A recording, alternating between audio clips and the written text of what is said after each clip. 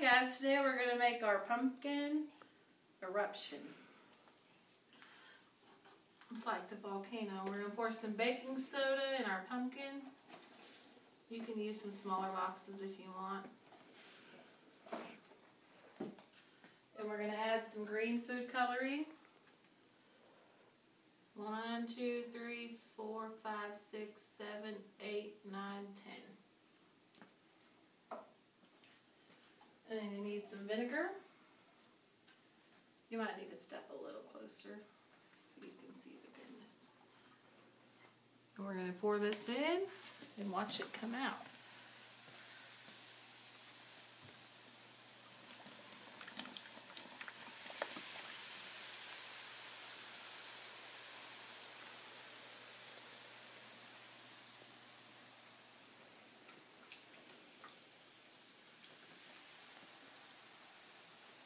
You can also do it outside so you don't make a mess, but